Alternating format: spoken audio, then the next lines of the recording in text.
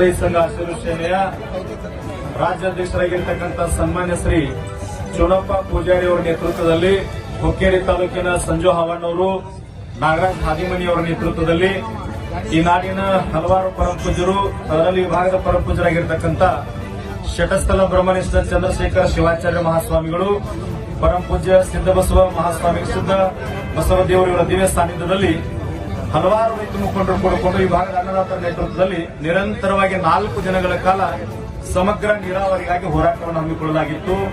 4 ದಿನಗಳಲ್ಲಿ ಈ ಭಾಗದ ಕೆಲವು ರಾಜಕೀಯ ಮುಖಂಡರು ಸ್ಪಂದನೆಯನ್ನು ಮಾಡಿದರು. ಅದೇ ರೀತಿಯಾಗಿ ಇವತ್ತು ಸರ್ಕಾರ ನಮಗ ಗೌರವವನ್ನು ಕೊಟ್ಟು ಮುಖ್ಯ ಎಂಡಿ ಅವರನ್ನ ಕಳಿಸಿಕೊಟ್ಟು ಚರ್ಚೆಯನ್ನ ಮಾಡಿ ಅದರ ಸಮಸ್ಯೆ ಬಗೆಹರಿಸ್ತೀನಿ ಅಂತ ಅಧಿಕಾರಿಯನ್ನು ಕಳಿಸಿಕೊಟ್ಟಿದ್ರು.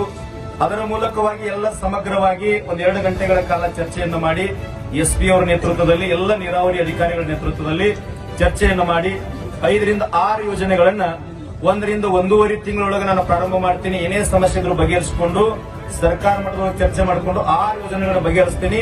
ಮಲ್ಲಿಕಾರ್ಜುನ್ ಏತ್ ನೀರಾವರಿ ಇನ್ನು ಯಾವ ಗಂಭೀರ ಅದಾವ ಆ ಎಲ್ಲ ಗಂಭೀರ ಸಮಸ್ಯೆಗಳನ್ನ ನೀರಾವರಿ ಯೋಜನೆಗಳನ್ನ ಚರ್ಚೆ ಮಾಡ್ಲಿಕ್ಕೆ 10-15 ದಿನಗಳೊಳಗ ನೀರಾವರಿ ಸಚಿವರಾಗಿರ್ತಕ್ಕಂಥ ಸನ್ಮಾನ್ಯ ಶ್ರೀ ಡಿ.ಕೆ. ಶಿವಕುಮಾರ್ ಅವರ ಜೊತೆಯಲ್ಲಿ ಈ ಭಾಗದ ಶಾಸಕರು, ಸಚಿವರ ಆದಿಯಾಗಿ ಎಲ್ಲರ ನೇತೃತ್ವದಲ್ಲಿ, ಪರಮಪೂಜ್ಯರ ನೇತೃತ್ವದಲ್ಲಿ, ಅಧ್ಯಕ್ಷರ ನೇತೃತ್ವದಲ್ಲಿ ಒಂದು ನಿಯೋಗವನ್ನು ಕರ್ಕೊಂಡು ಬರೀ ಭೇಟಿ ಮಾಡಿಸ್ತೀನಿ. ಅದನ್ನು ಕೂಡ ಸರ್ಕಾರ ಮಟ್ಟದಲ್ಲಿ ಗಂಭೀರವಾಗಿ ಚರ್ಚೆ ಮಾಡ್ತೀನಿ ಅಂತ ಹೇಳಿದ್ರು.